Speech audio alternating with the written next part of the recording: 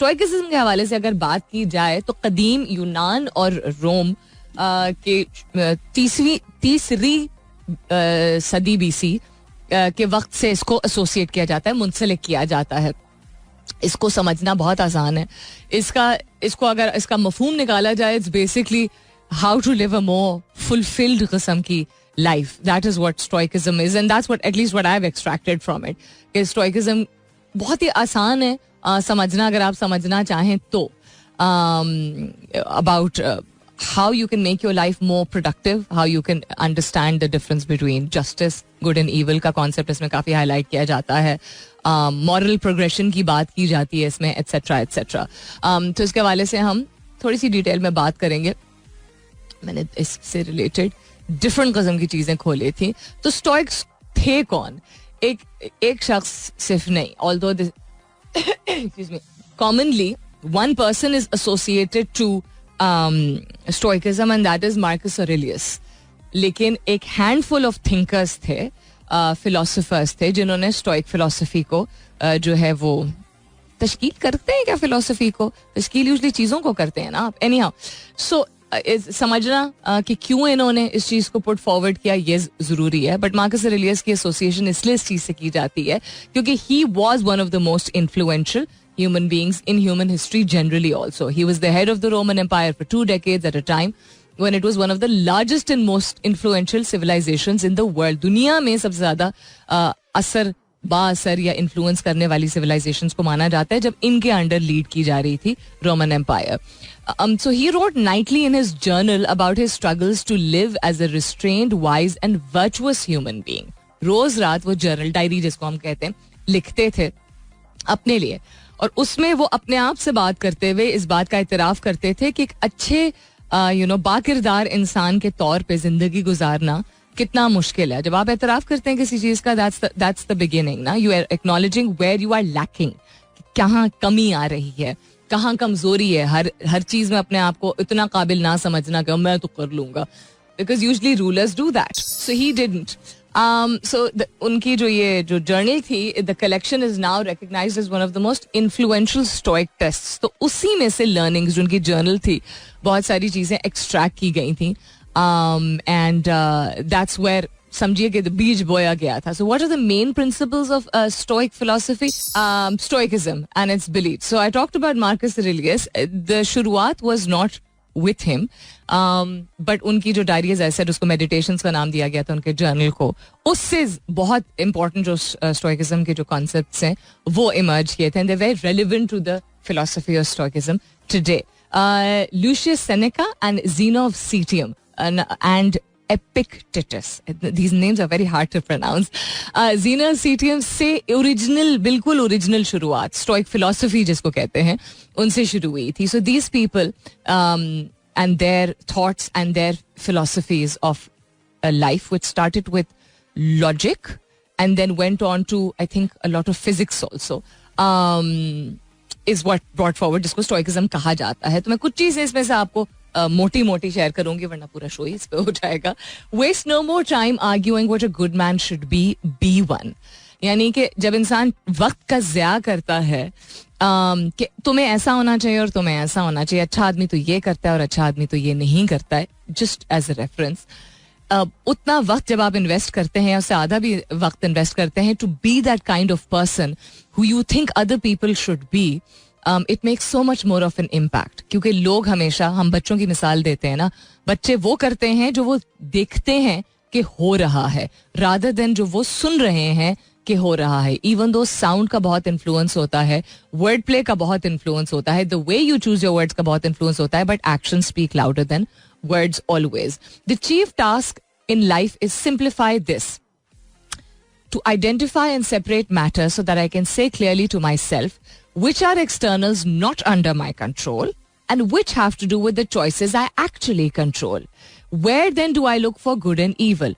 Not to uncontrollable externals but within myself to the choices that are my own. जो चीज़ें हमारे हाथ में होती हैं उनके बिना पे हम अच्छी या बुरी या गुड या ईवल, बदी और अच्छाई की जो है वो पहचान हम कर सकते हैं. जो चीज़ें हमारे हाथ में नहीं होती हैं उनमें एनर्जी इन्वेस्ट करने के बजाय हमें आइडेंटिफाई करना जरूरी है कि क्या हमारे कंट्रोल में है. कभी कभी इसका बरक्स भी होता है कि हमें लगता है हमारे कंट्रोल में नहीं, बट एक्चुअली वो हमारे कंट्रोल में होती है. और बदी और अच्छाई की सेपरेशन इसलिए और आइडेंटिफाई करना उसको इसलिए जरूरी है क्योंकि वो हमारे अंदर मौजूद होती है. हम जब अपने अंदर से अच्छाई और बुराई की तफरीक कर सकते हैं, फर्क कर सकते हैं, आइडेंटिफाई कर सकते हैं, तो we are able to be more actionable and better in the world out there. This was said by, पहली चीज मार्कस ऑरेलियस ने की थी, ये एपिक्टेटस ने कही थी. Seneca said no person has the power to have everything they want. हर शख्स के पास या किसी भी शख्स के पास सारी चीजों की पावर नहीं होती है जो वो चाहते हैं जिंदगी में. ठीक है, हर चीज चाहना और हर चीज हासिल कर लेना, हर चीज का हुसूल इज नॉट मुमकिन. लेकिन हर शख्स के पास वो पावर होती है not to want what they don't have and to cheerfully put to good use what they do have. जब आपकी चाहतें बढ़ती चली जाती हैं जिंदगी में तो उसको आप बेहतरीन मैक्सिमम तरीके से इस्तेमाल कर सकते हैं, उनसे फायदा उठा सकते हैं, उनकी कदर कर सकते हैं. दैट डजंट मीन कि आपको चाहत और चीजों की ना हो, but the want of include more and more and more takes away from the value of what you already have. हम भरपूर तरीके से अगर 360 डिग्री अगर हम एनालाइज करें of the things that we already have, वो हमारी क्वालिटीज हो सकती हैं, वो फिजिकल चीजें हो सकती हैं, हमारे घर में चीजें हो सकती हैं, हमारे वसाइल हो सकते हैं, हमारी खूबियां हो सकती हैं, could be anything at all.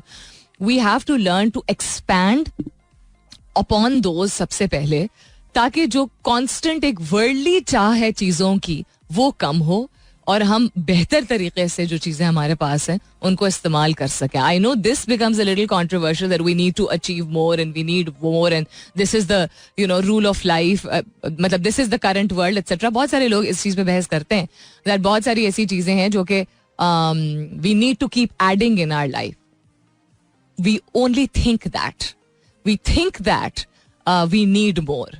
हम अपने आप को कन्विंस कर लेते हैं, हम अपने आप को मना लेते हैं कि इसके बगैर गुजारा नहीं है. जिस तरह 20 साल 30 साल पहले शायद माइक्रोवेव के बगैर बिल्कुल बेहतरीन जिंदगी गुजर रही थी, अब हमें लगता है कि वक्त बच जाता है क्योंकि हमने अपने आप को मना लिया है कि वक्त बच जाता है. जस्ट गिविंग अ लिटिल रोजमर्रा की जिंदगी का एग्जाम्पल.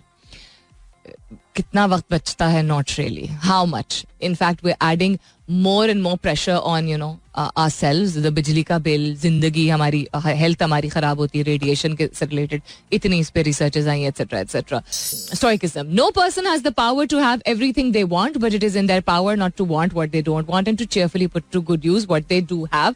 इस बात पे हमने खत्म किया था कि जो नहीं है उससे बेहतर है कि जो है आपके पास उसको भरपूर तरीके से इस्तेमाल किया जाए. हमारे पास सब कुछ हासिल करने की कुव्वत नहीं होती है, लेकिन जो जो हम हासिल कर लेते हैं उसको भरपूर तरीके से इस्तेमाल करने की कुव्वत जरूर हमारे पास होती है. आई जज you unfortunate because you have never lived through misfortune. You have passed through life without an opponent. No one can ever know what you are capable of, not even you. This is quite interesting, excuse me. Seneca said this, who's also part of the Stoic philosophy, कि अगर आपके साथ आप कभी ऐसा कुछ नहीं हुआ जिसमें आपने किसी चीज को हारा हो, मिसफॉर्च्यून आपके साथ हुआ हो, कोई चीज खोई हो आपने, जिसको हम कहते हैं बड़ा बुरा वक्त चल रहा है, तो देन आपने एज सच जिंदगी में उस तरह भरपूर तरीके से जी नहीं पाए. हम कहते हैं ना, शुक्र अल्हम्दुलिल्लाह जिंदगी बड़ी अच्छी रही है, ऊंच नीच तो होती रहती है. It is actually a positive thing if you go through misfortunes, because the way that misfortunes hone your personality, the goodness in life in some ways can not. यानी कि जो चीजें अच्छी आपकी जिंदगी में होती हैं अकॉर्डिंग टू दिस फिलॉसफी, वो आपको कुछ हद तक आपकी जिंदगी को संवारती हैं या तराशती हैं. जब आपके साथ कोई ऐसा सख्त वक्त आता है या बुरा वक्त आता है या आपको हारना पड़ता है किसी चीज को, किसी शख्स को, किसी सिचुएशन को, वो जो लर्निंग लेसन आपके लिए लेके आता है, which I have always talked about on my show, वो कुछ भी और नहीं लेके आ सकता है. आप अपने आप को, अपने पोटेंशियल को, अपनी सोच को, अपनी सलाहियत को जांच ही नहीं सकते हैं जब तक खोते नहीं हैं, जब तक रुकावट नहीं आती, जब तक हारता नहीं है इंसान. हम समझते हैं ना कि वी अंडरस्टैंड, हम अच्छा चलता रहे तो एनर्जी आती है, तो इंस्पिरेशन आती है, तो मोटिवेशन आती है, तो आगे इंसान बढ़ सकता है. बिल्कुल होता है ऐसा, लेकिन things are not hunky dory all the time and we should not try to. हम इतना ज्यादा स्ट्रगल करते हैं कभी कभी कि बस परफेक्ट तरीके से सब कुछ चलाते रहे. It's wrong. We should not try to stop misfortune. According to what I understand from this, misfortune यानी कुछ अगर बुरा होना होता है उसको जबरदस्ती रोकथाम उसकी करने की जरूरत नहीं है. अगर वो हो रहा है उसको कबूल करने की जरूरत होती है, क्योंकि उसको कबूल करने में हमें अपनी बर्दाश्त, कितना हमें दुख होगा, कितनी तकलीफ होगी, कितना दोबारा एक मुख्तलिफ तरीके से सोचना पड़ेगा, किन किन अपनी अंदरूनी जज्बात और सलाहियतों को निकालना पड़ेगा हमें, जो कि हमें पता भी नहीं होती मौजूद होती. It only happens after misfortune. Think about it. Think about the time when you lost something very, very dear to you and you thought दुनिया खत्म हो गई है, और उसके बाद किस तरह आपने अपने आप को संभाला. अच्छा बुरा दोनों अपने अपने इंटरनल डीमंस को भी इंसान सामना करता है, क्योंकि इंसान कड़वा भी हो जाता है, बट लर्निंग ऐसी होती है कि wow. This is Mira FM 107.4.